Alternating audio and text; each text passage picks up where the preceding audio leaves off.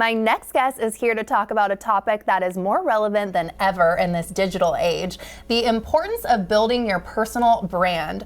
Brooke Clark turned her passion for photography into a full-time career that she absolutely loves, and she's here with 5 practical tips that anyone can use to help you stand out and shine. Welcome, welcome to New Day. Thank you for helping me. Oh my gosh, I love having you here. Before we get into some direct tips, let's talk about just personal brand for someone that maybe thinks oh no, this is not something I need to think about. I'm not a celebrity, I'm not an influencer, but you believe everyone should think about this. So what is a personal brand?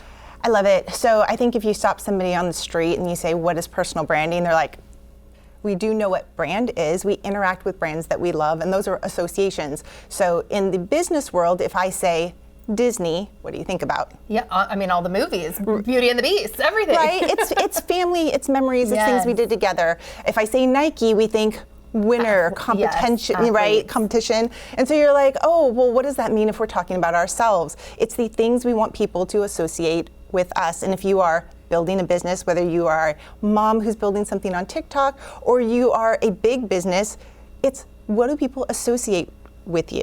And so when you're thinking about a personal brand, it is your story. Mm-hmm. How do I want people to see me and identify who I am when you are attracted or drawn to me? Right, and you have some tips like this. You've asked me this too recently when we were, doing some photos. Ask yourself how you would like to be seen. Yeah. Why is that important? What do you mean? Well, so it's really interesting because starting with yourself, how do I want to be seen? Where is my value? What can I add to somebody else? Really starts with the person that you're trying to help, the problem you're solving for them. So for you, when I asked you, how did you want to be seen? You said, I want to be authentic. I want to be warm. Well, I'm a personal branding photographer, so I need to make sure that your images match your goals. Yes. Okay. And identify who you are helping. So what problem you are solving. What do you mean by this? I think a lot of times when we are going to be on camera or we're thinking about ourselves, we want to get nervous.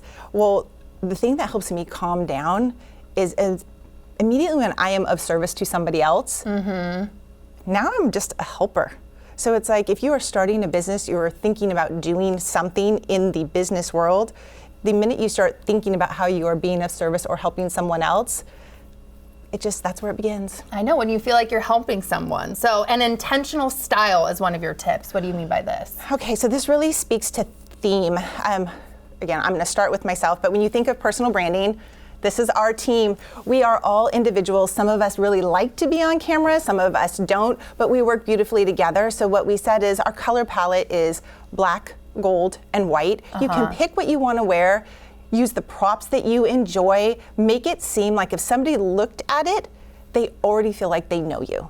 Oh, yes, I know. And what are we seeing here too? So again, some more images of just a different take on a headshot. It's not just that basic headshot that I feel like people are always like, no, thank you. No, I'm not photogenic, but this is amazing. Well, what's really nice here, what I typically say around this is it's a digital world and you want real estate in every neighborhood. Yeah, you want to be everywhere. That's your next tip. Okay. That's it, everywhere, all the time.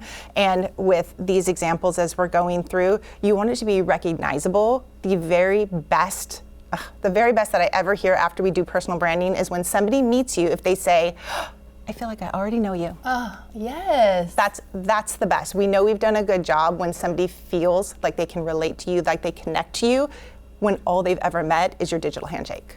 Oh, digital handshake, yes. Okay, and then your last tip is be photogenic.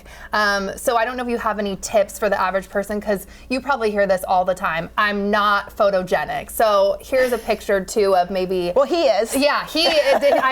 He's killing it there. Right? But tell me about these poses. Okay, and we're gonna walk through a few things. So I'm not photogenic is the very first thing we hear from, honestly, almost every client. And they don't mean I've never taken a great picture. Right. They mean I don't feel comfortable and here's why. Right. Right? So we'll take that kid for a second. Somebody like him, he might say, my hair's not right.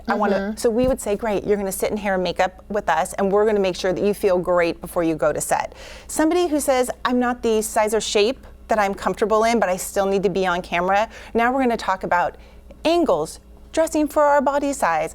Somebody might say, the last time I did this was 10 years ago, right? I'm not my fill in blank self. Now we're going to talk about, well, how can we feel confident? How can we have really great lighting? A great headshot really starts not with anything exterior. It feels here first.